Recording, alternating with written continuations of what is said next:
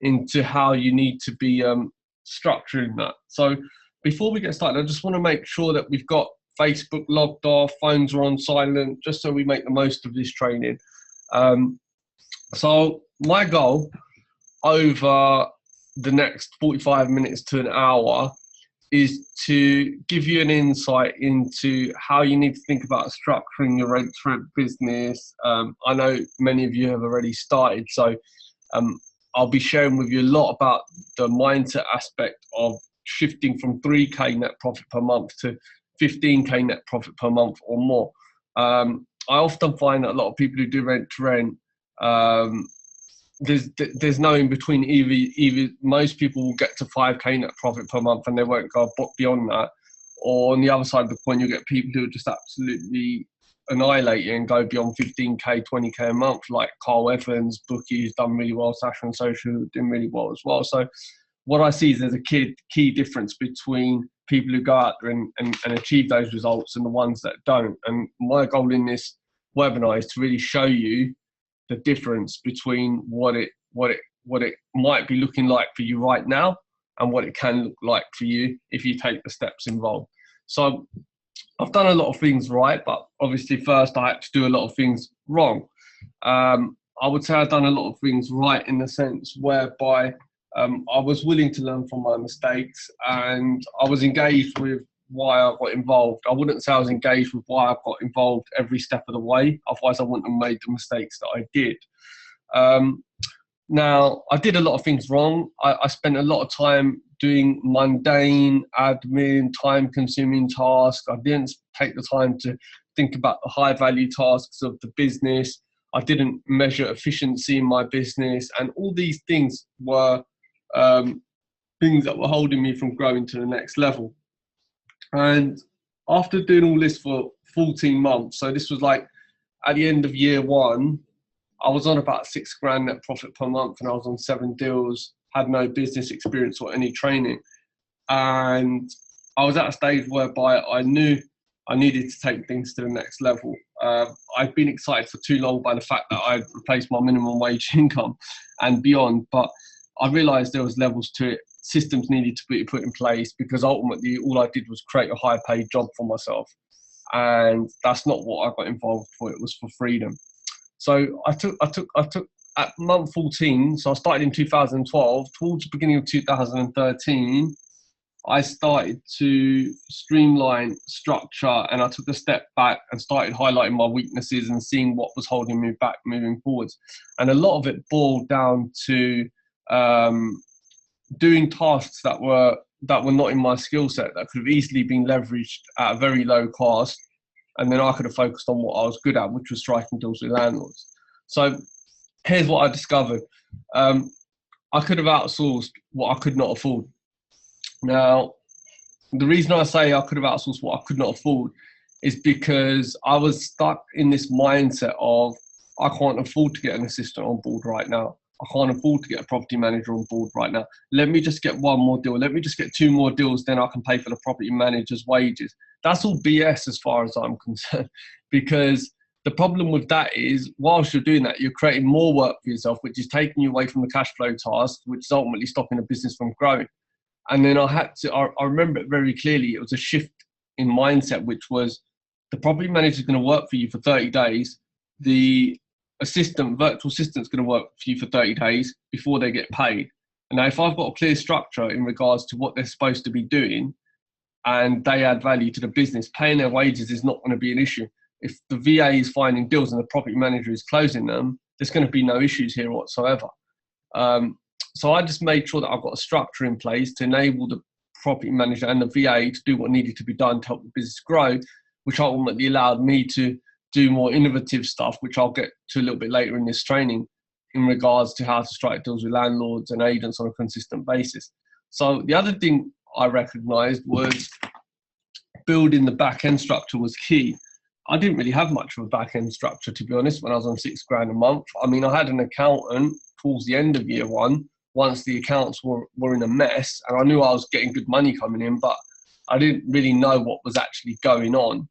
And to run a successful, sustainable rent-to-rent business, you need to know how much profit your business is in on any given day. And the best way to do that is to have a bookkeeper to do your Xero for you, or train yourself up to do Xero training. It takes about 8 hours to learn it. If you want to be more hands-on with bookkeeping, you can get a certified Xero accountant to show you how to do that.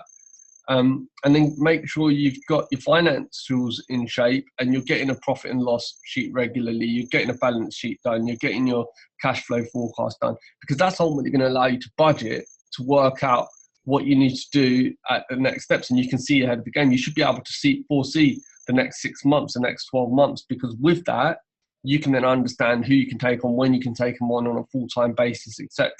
And it's important to be able to map that out. So the back end for me, in terms of getting structure, was HR, accounts, and legals. So you need to have a decent solicitor or decent legal advice on board. You need to have a decent accountant on board who understands the property game. I had an accountant who was cheap at one point, and he ended up costing me more in tax than my existing accountant, who charges a lot more but does a much better job. And I know that I can leave it in his hands, knowing that it's been taken care of nicely, whilst I focus on, well, sipping coconuts in Bali now, but back then growing the business and closing landlord appointments. So the third thing I discovered was there was no documentation in my business. There was no delegation taking place. There was no automation. Therefore, there was no scale. And if I was to fall ill, or if I was to, I don't know, have to go off on an emergency somewhere abroad, I wouldn't have been able to, because the business wasn't designed for that. Therefore, the business would have just turned over within a month. It could have all come falling apart because there was no real structure. So the key 4 things you need to look at are documentation, delegation, automation, and scaling. So step 1 is documentation. You might think, well, I've not got the time to document. I don't like writing, etc. But that's fine. Use a voice note system. Get it into a voice note. Pay someone up what $20 to type it up, and then you can add more structure to it after that. That's step 1. Step 2, you move into delegation. Then you need to start being able to assign roles and responsibilities to people, which I'll get to a little bit later. So that's pretty much an overview summary of the 3 key things that I discovered after 14 months of rent to rent. Now, I discovered this the hard way. Sorry, I should say I discovered this the hard way, not that hard way. But I discovered this the hard way. You get to cheat and get the easy way. That's the bright side for you. So the hard way, what was it? The process, this is the typical process that I see most people doing, which is they wait until they have enough money. And the bottom line is, if you're an entrepreneur and you're pushing boundaries and you're taking your business to the next level, you're always going to run out of cash. There's never going to be a time that you're going to have a pile of cash sitting there to go to the next level. Well, you might do, but it depends how much you're willing to grow and how much risk you want to take and how much you're calculating that risk. But 9 times out of 10, you'll run out of money unless you put a clear structure in place. So I'm already seeing that now, and I've seen it with other students in the past. They get to £5,000 net profit per month, and then they start saying, you know what, I'm not seeing much of this money. Why? Because I keep recycling into the next deal, keep recycling into the next deal. You don't need to do that, right? If your business is making you £3,000, £4,000 net profit a month, let it do that, right? While it's doing that, you need to be focusing on striking direct to landlord deals with no money down and sourcing deals outside of your gold mine area. The reason I say that is because that then allows you to, the £3,000 a month that you might be currently earning now, I know some of you on here are earning more than that, that will build up along with the cash that you're building up from the sourcing, along with the cash that you're building up from direct to landlord deals. And then any agent deals that you find, you source them on in the immediate term. And you might do that between 3K a month until 7K a month. Because the good thing you've done by adopting that process in between is you've piled up a load of liquid cash, which will ultimately put you in a great position to hire full-time staff, focus on branding your business to the next level, and then ultimately scaling it to another level as well. So really think about that. And the most important thing is that, why have you got involved? If you've got involved for freedom, and you might got involved in rent to rent or serviced accommodation because you want to create cash flow so you can do bigger and better projects, and you might want to buy properties one day, well, don't take your eye off that goal. If that's the case, you need to build the bottom line of your business. And even if you continue recycling your money into the next deal, it's going to be a long time until you start seeing the profits. Ultimately, you want to. I understand when you JV, you get less share, but the question you've got to ask yourself is, how many more deals will I get, and how much will my bottom line grow by? Because ultimately, that's what it boils down to when you're trying to scale.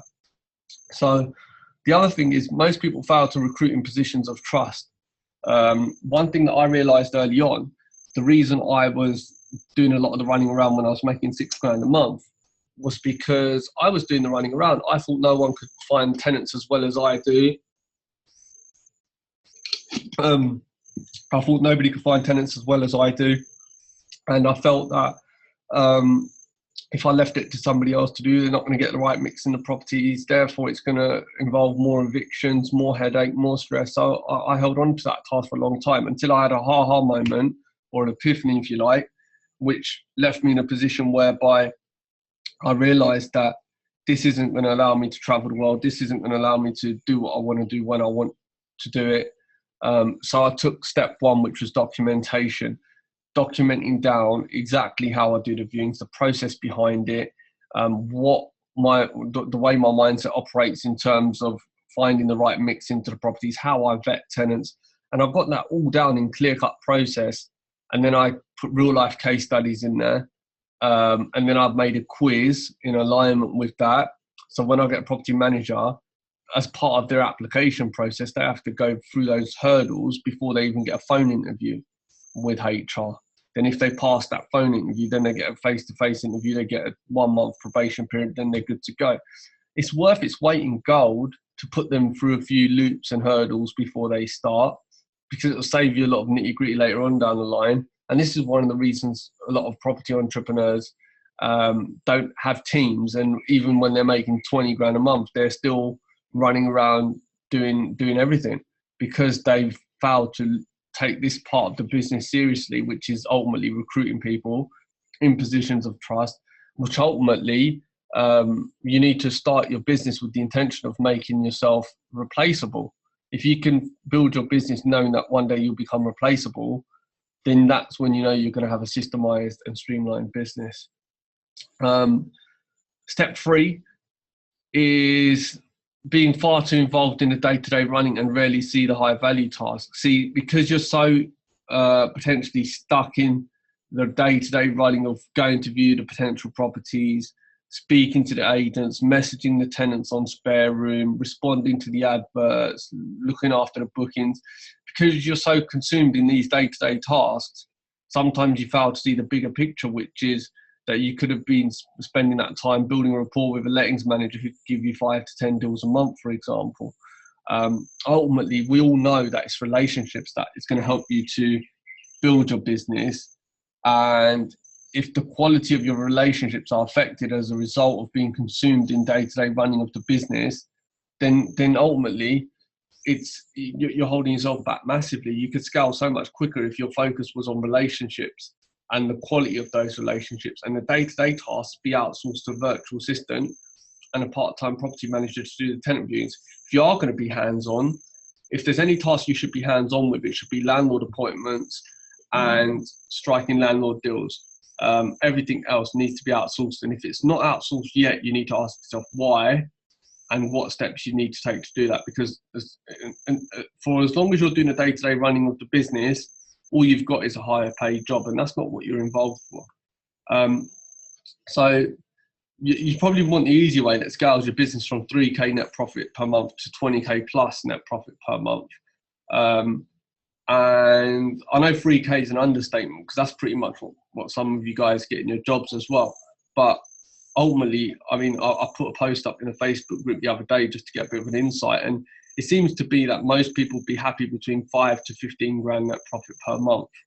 A lot of people will start rent, they might get a few deals under the belt, they might get up to 5, then they might struggle from 5 to 10. And then the minority of action takers that really go for it will go above 15 properties, 20 properties, and go and hit those targets. But the majority of people end up between 5 and 10. And if you want to push past those boundaries, you need to start thinking about these things now. And the great thing is, if you are on 3k, or you've only got 4 rent rents, or you've only got 3 rent rents, or even if you've got 0 rent rents, now is a great time to start thinking about, okay, these are the steps I'm going to need to take. So how many hours a week am I going to spend trying to get the bits documented? What do I need to do? Bullet point it. Just work on one bit at a time. If you're already doing tenant viewings, now is a great time to document it because you're doing it. It's fresh, right? If you've gone and done a tenant viewing, document about it. Put a real life case study there.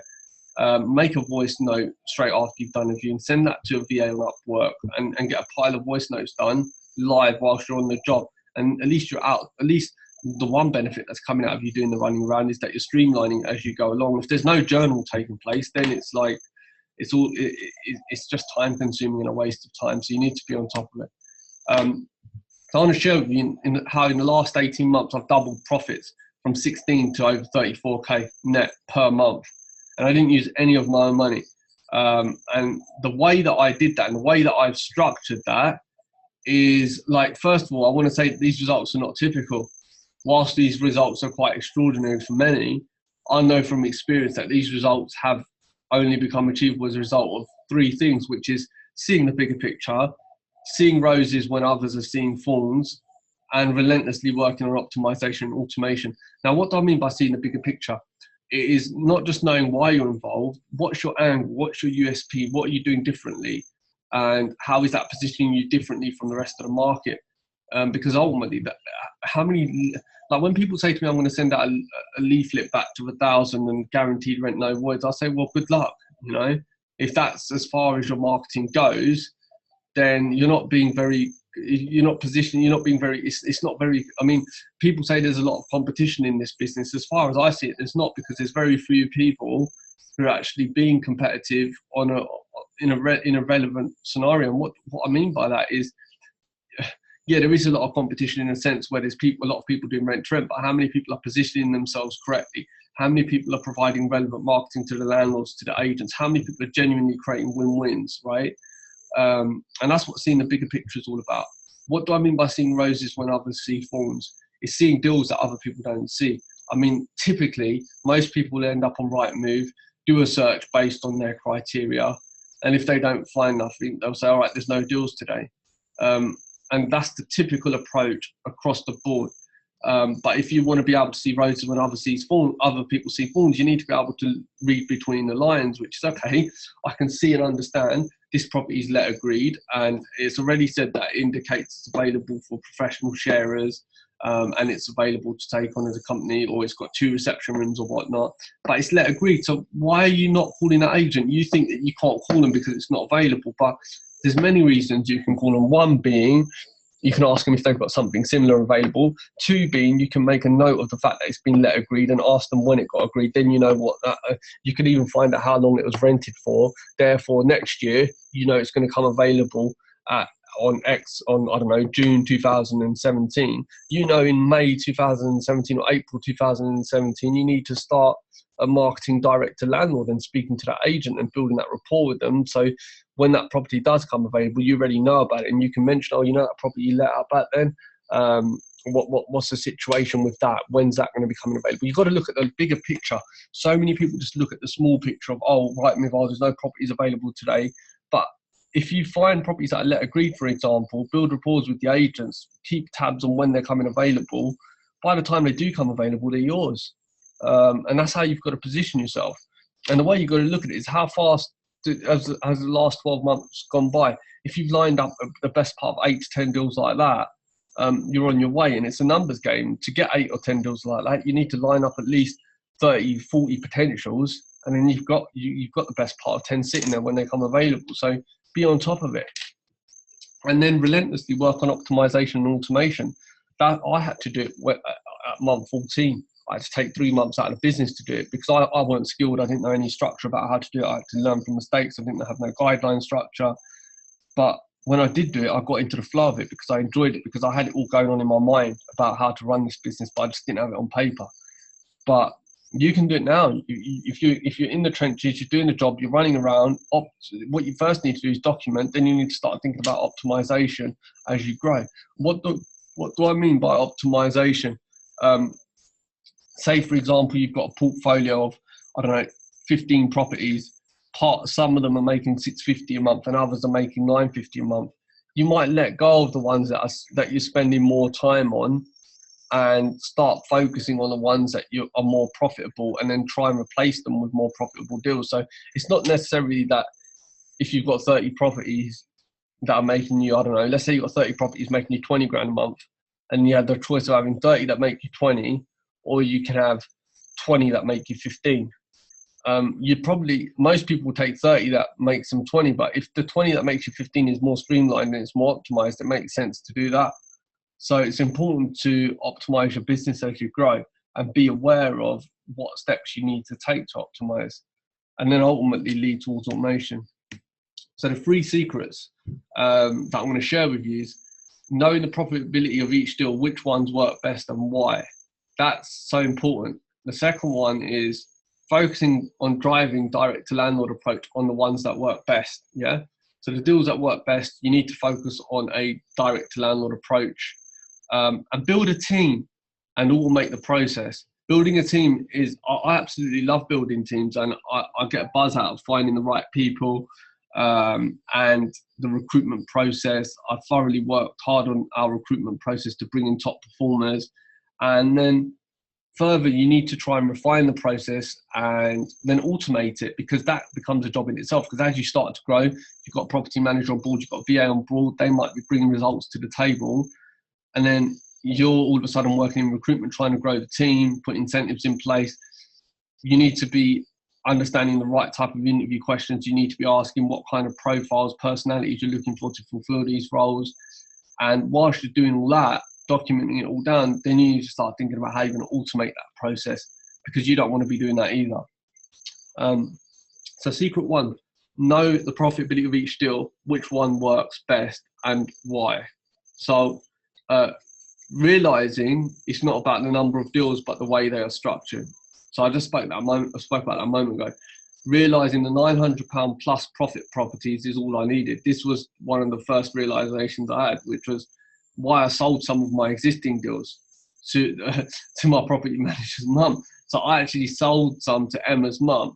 Now there was a reason for that, because I had deals that were making me 600, and this was when I was on 18 rent to rents. When I was on 18 rent to rent deals, and I had a majority. I wouldn't say a majority. I'd say about 70% were making over 800, 850. But the ones that were making 650, I had about 5, and I got rid of 2 of them because they were really time consuming. And then 3 of them I gave to Emma's mum. And Emma's a property manager, and her mum wanted to get involved, and Emma manages it for her. And why did I do that? I did it for a number of reasons. One, because it kept the staff morale high. Emma was happy, right? The other reason was that it allowed me to then replenish those deals, replace it with more cash flow producing deals at a time in the journey where I wasn't desperate to get the next deal in a few weeks or the next month or the next 2 months. I was in a position where I could be patient and cherry pick. And that's the reason I did that. And it goes back to realizing that if 3 deals are making you 800 and you can get the same, 3 deals are making you, I don't know, 650, let's just say 600 each, that's 1800 cash flow. If you can hit that off of 2 deals and achieve it, it makes a lot more sense, especially if the setup fees are similar as well. So that's exactly what I started to do when I got to about 18 rent to rents. And it was one of the best decisions I made, because it freed up a lot of time in the process, allowed me to restructure and cherry pick. Now, a lot of people say, well, how do you find £900 deals? I can't see any on Rightmove. The key thing is knowing what to look for. I mean, if you're looking at a deal that's on with an agent and it's £3,000 a month and they're managing it, you know you're going to get £300 off straight away if you go direct to landlord. So if the deal was making 600 for Rightmove, why not go direct to landlord and try and get the 900 or £1,000 a month out of it? And then the key thing is identifying which landlords are likely to move on that. So if there's properties that are on with multiple agents, that gives you an insight to do that. If it says that they're open for sharers, or it's got, or the layout fits, go direct to landlord. If the agent's already said no and they don't want to work with you. I mean, I was spending some time with the VAs the other day, and they were telling me that there was one agent. They said, we will work with you, but the director has to go on the contract. And I said to the VAs, you can't do that anyway, because the company has to go on the contract. They said, well, the agent is willing to work with us. They just want the director's name on the contract. I said, well, that's not going to work, because the director isn't living at the property. So when they spoke to the agent said, well, that's the only way we do it, and all of our other companies that we work with do it that way as well. And we said, well, that's actually illegal. And she said, well, our USP to the landlords is that we guarantee the rent. We provide a rent guarantee insurance. And the only way we can do that is if the director is on the contract. I said, all right, cool. So what's the next approach there? Every single property that's on with that agent, you can go direct to landlord on, knowing that the rent guarantee appeals to them. And on top of that, you can go a level further by clearly stating that you do 0% management fees, you can help with maintenance, because then the very USP that agent's using, you've already got that, and you've gone beyond that as well. So again, it's relevant marketing. So how would you do relevant marketing in that situation? You'd go on Rightmove, see all the properties on with that agent, and send them marketing letters, not just guaranteed rent, no voids, blah, blah, blah, because they're already getting that. You do it from the angle of, is your property on with another agent and they're guaranteeing rent? Yes, we've heard that all before, but are they genuinely helping you with maintenance? Are they taking your properties on long-term contracts? Are they guaranteeing the maintenance of the property? Are they even helping you with refurbs? If you start coming from that angle, what you'll find is the landlords will be a lot more open, because they'll see additional value to what they're already getting. Then on top of that, if you really wanted to do an aggressive marketing approach, you would come from the angle of, okay, well, if your property's on with, say for example, if it's on with that agent, you would come from a more aggressive angle of the fact that, okay, we understand that the property's on with another agent. Have you done your due diligence on them? So it could be that, I don't know, you might have noticed that when you called the agent that they weren't very professional. Have you mystery shopped your agent? Then show them steps and typical examples of what bad agents do, where they don't do the regular inspections, or they don't live up to their promises, or they're unprofessional on the phone, or they haven't got their best interests at heart. I mean, if you've called them a few times and not picking up, that's what I mean by relevant marketing, and using the benefits of your business to hit those weaknesses of the existing company. I'm not saying you'll get the deal straight away, but that's far more effective than sending 1,000 leaflets out to 5-bedroom properties in one area and hoping for the best, because that's just like looking for a needle in a haystack. Secret 2, focus on driving direct to landlord approach on the deals that work best, and work on the yeses. So fact finding is key. So that pretty much goes back to what I just shared with you a moment ago. Focusing on driving the direct to landlord approach, ultimately that's going to be your most profitable deals, and work on the yeses. So if the agents have said yes, go build those relationships with the agents, go and view properties, let them know what you're looking for, provide them with additional information, and then fact find. So like I said, like with that other agent that I just spoke about, that was fact finding and providing relevant marketing, and then streamlining that process. So you should have all these different types of marketing letter templates already ready, and they just be tweaked according to the situation, and the VA sends it out via DocMail or iMail, and it's all automated. It's not one of those things that, oh, let me just write up this letter and then I'm going to send it out. It should just be a case of the letters are labeled M1, M2, M3, M4, and you just tell the VA, okay, M3 applies to this letter, and then they know straight away, okay, that's getting sent out. They know they need to go on the land registry and do what they need to do to get the landlord's details, and it gets posted out. It should not be a thread of emails and text messages before such an action takes place. Here's 2 deals. And why is it vital to close deals like this? So I posted this in the Platinum group the other day, well, the right one I did anyway. And I asked everyone, well, what do you see? What do you see when you look at £92 a week and £90 a week? And a lot of them said, oh, a cheap room. But I don't see that when I look at these adverts. I see something quite different. What I see is a property that's on Rightmove where an agent is trying to rent a room out, where the landlord has said yes to professional sharers and the landlord has said yes to a company. That's what I see. And I see an agent trying to find tenants on Rightmove. And that tells me that the agent might not necessarily have the best approach, because if you're relying on Rightmove to get a tenant for one room, it's not always the best way. So if you went direct to landlord on any of these deals, you're positioning yourself quite well. And the best starting point would probably be to get a member of your team or even yourself to go and view this property as a prospective tenant. The reason I say that is because that's where the fact finding is done. You don't know what's going on in that property until you get there. That's far better use of time than going to view properties that you've not qualified correctly or whatnot. But the reason I say that is you could go to this property, see all the rooms are empty, the agent hasn't got a clue, the agent might show up late, and then what does that do? You're ticking all the boxes for fact finding, and then you're able to provide relevant marketing. You might go there and realise the bathroom's tip, that needs a refurb. Okay, so when I do relevant marketing to the landlord, I can mention that we help with refurbs, and you can touch on the fact that already letting to a company, providing sharers for your property. We all know that, like you could position it that we all know that companies can do that for you, but are they genuinely looking after your property? Are they helping you with refurbs? We can refurb bathrooms for free, and you would only write something like that if you saw that there was scope to do something like that and still strike a win-win situation. And whilst you're there, you can do more fact finding by asking the agent, well, how long is this contract for with all the other tenants, or how long have you got a contract for? Usually it's a viewing assistant who's in his early 20s who's just going to tell you everything, and if you do it on a Saturday, you're likely to find out even more. So there's a lot of benefits to it. It could be that the property's not even let out to sharers yet and the landlord's sitting in the living room. What does that mean? If you've got a member of your team that's gone and done that, you could go and follow up face to face with your landlord marketing material and go and speak to them. So there's so many things that can branch off of situations like this, but you don't know until you go out there. So you don't know what you don't know. And for me, when I first started out, I was looking at every single scenario situation that I possibly could that would get a result.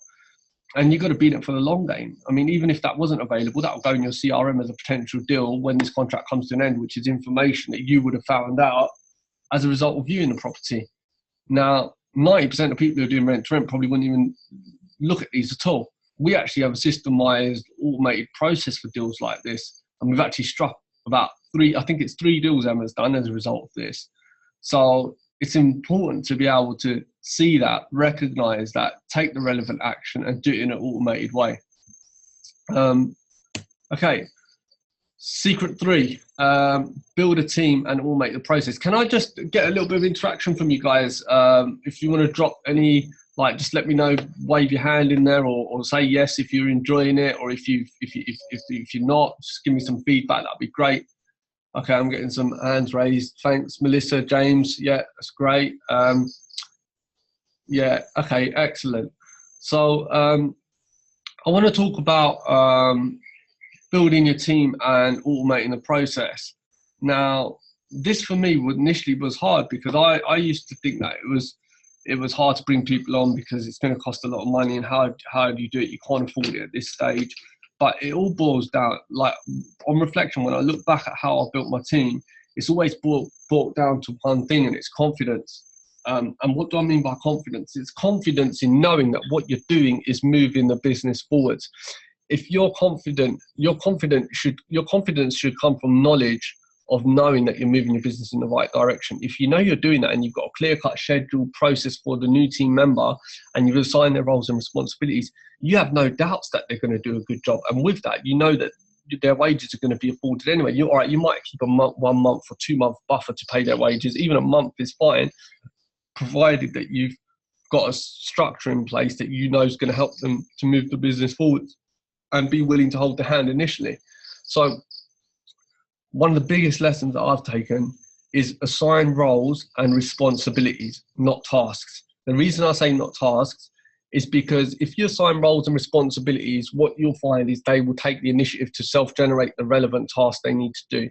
Initially, you might bullet point a few tasks for them that are in alignment with their roles and responsibilities, but ultimately it'll be their responsibility to assign the relevant tasks within their roles and responsibilities. And the good thing about that is they will start treating the business like it's their own, not literally, but in a way where they take that responsibility, which is ultimately what you want. You do not want to get into a habit of recruiting robots, right?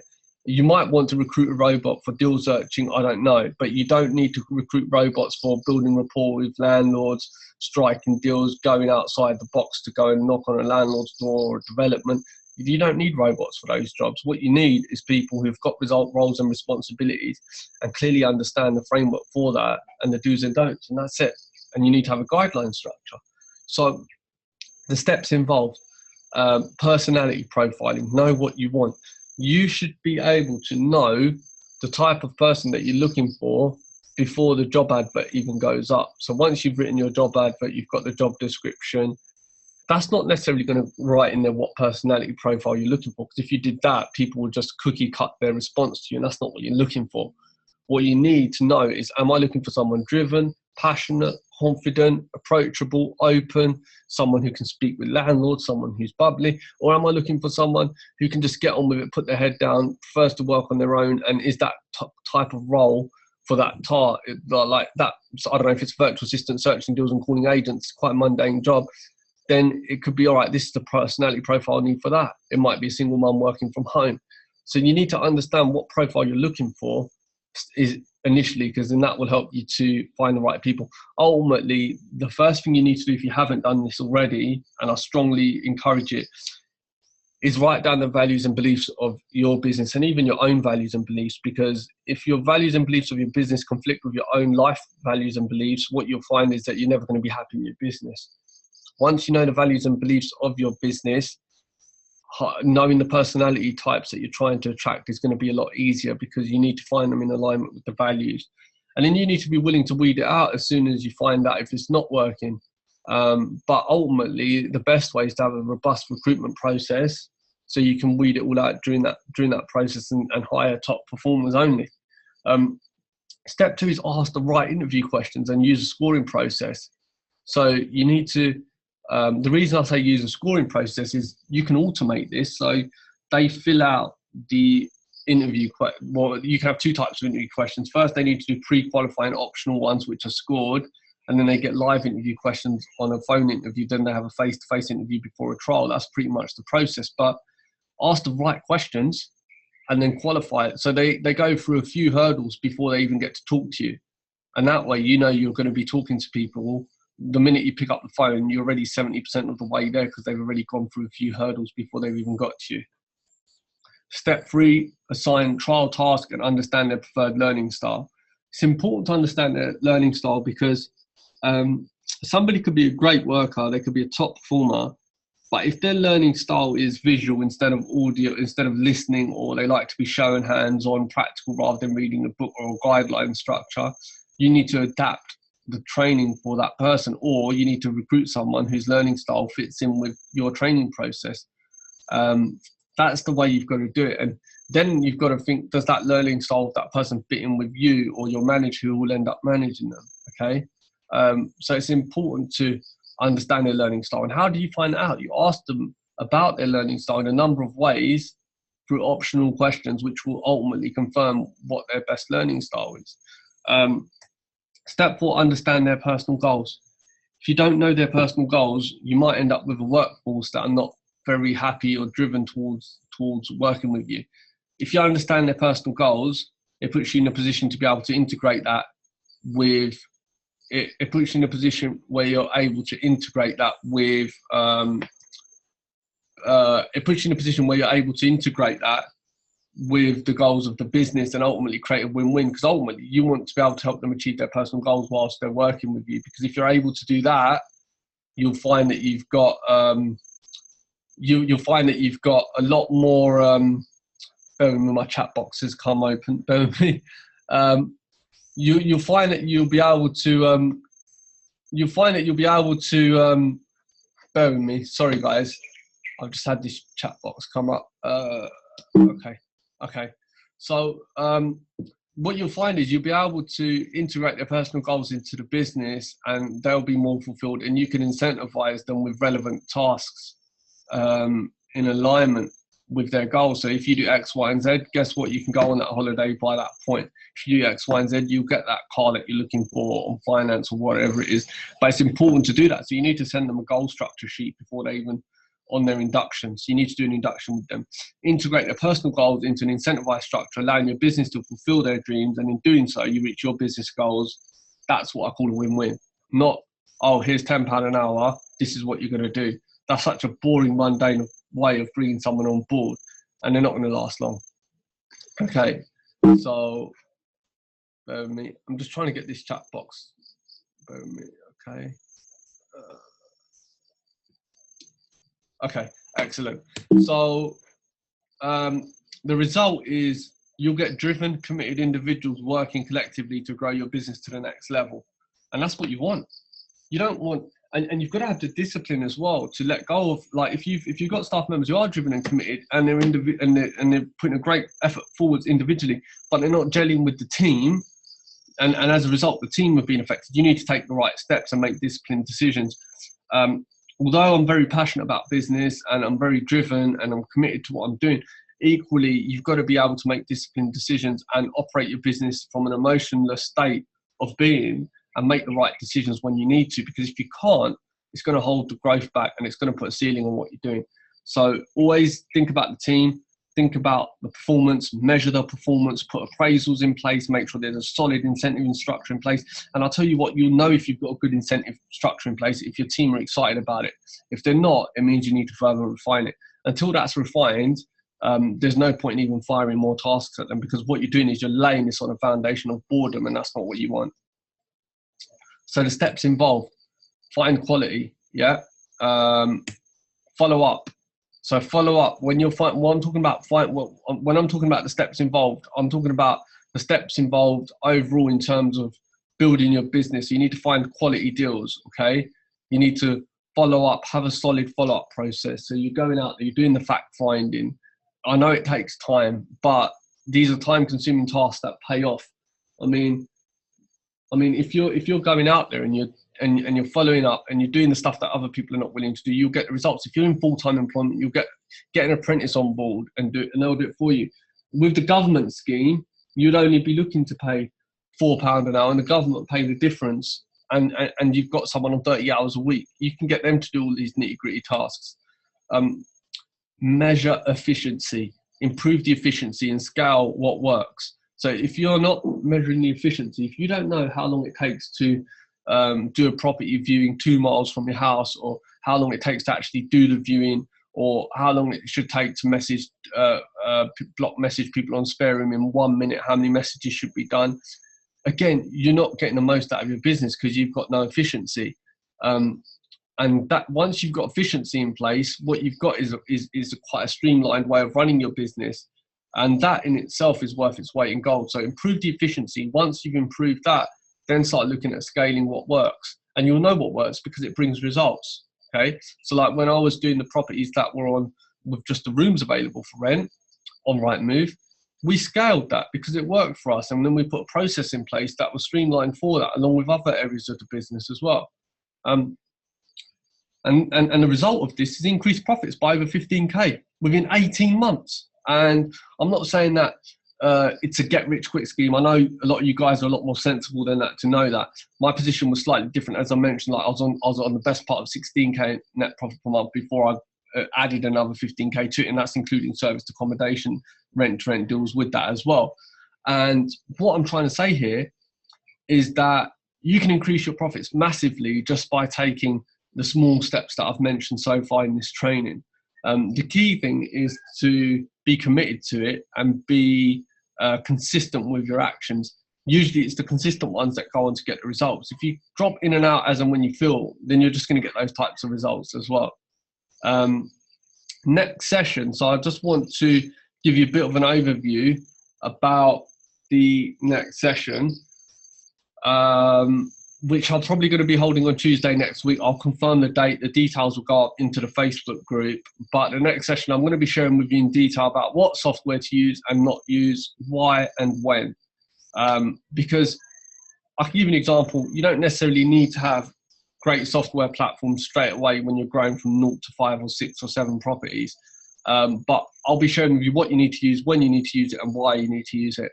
How to devise your SOPs, which are your standard operating procedures.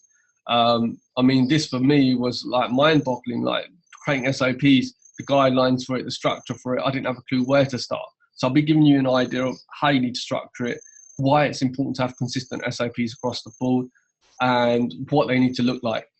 And I'll be sharing with you behind the scenes. I'll give you an insight into outsourcing to VAs and how to build a virtual culture.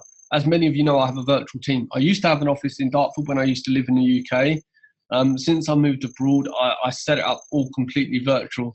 And as a result of that, I've learned many things along the way. Virtual business has many advantages as it does disadvantages.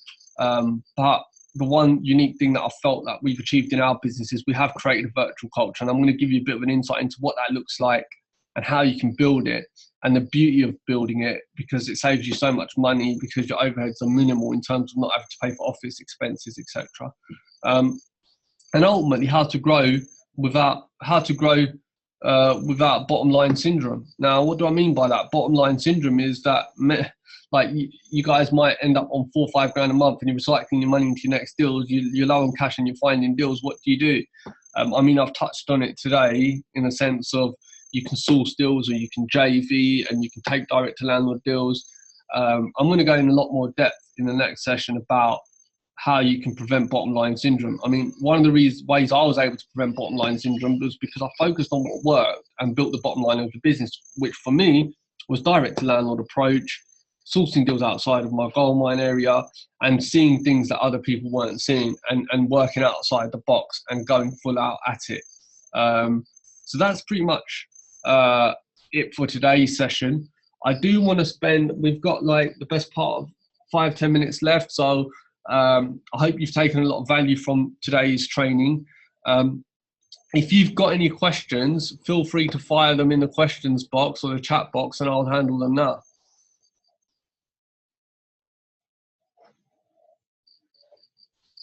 I'm not having any questions coming through, guys. Any questions, feel free to fire them through.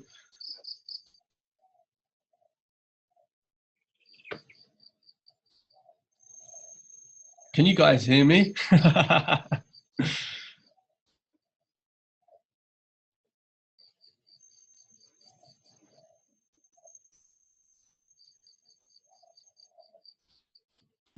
Okay, I'm not getting any questions. All right, I've got a message here. Let's see. Oh.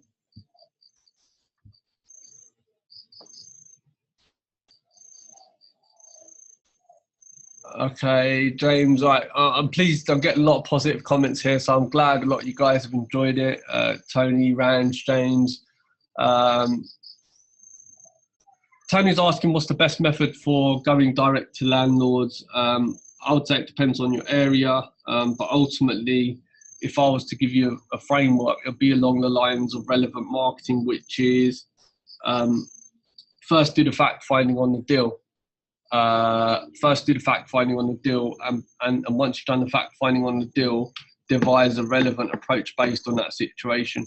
If you go to a property and it's with an agent and the agent's asking for stupid fees, like, let me give you an example, Ludlow Thompson want 3 months deposits to take a deal on it as a company let.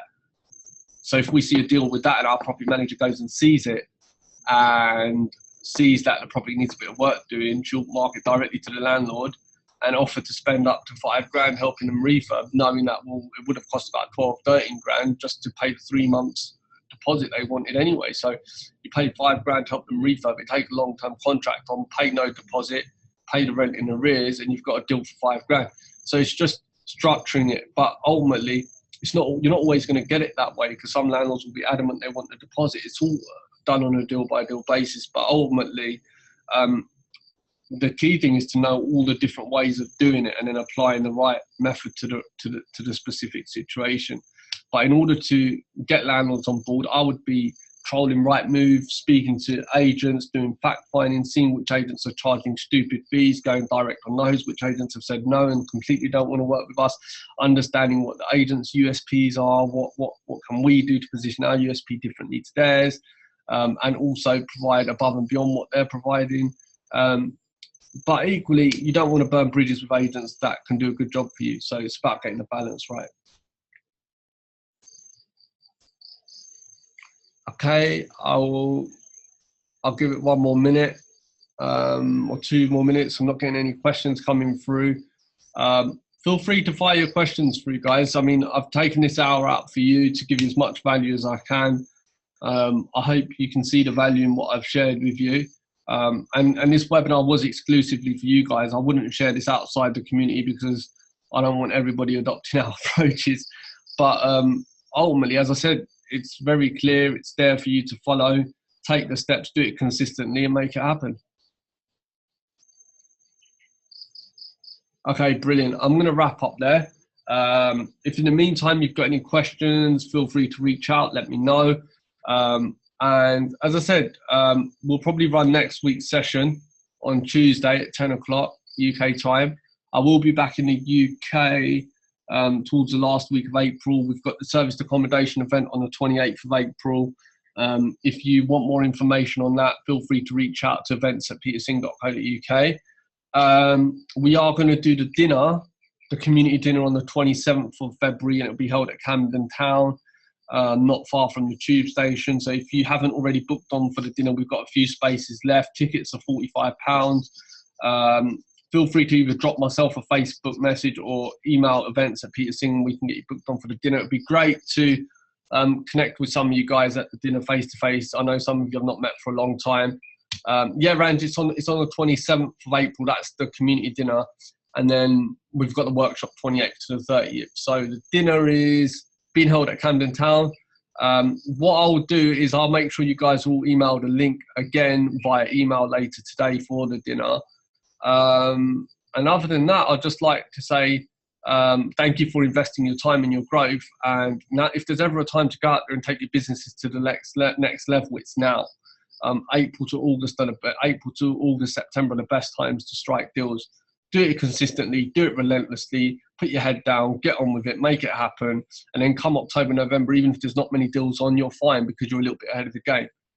So really go for it, take the action. Any questions, reach out to me. Always here to help, and I'll catch up with you guys soon. Bye for now.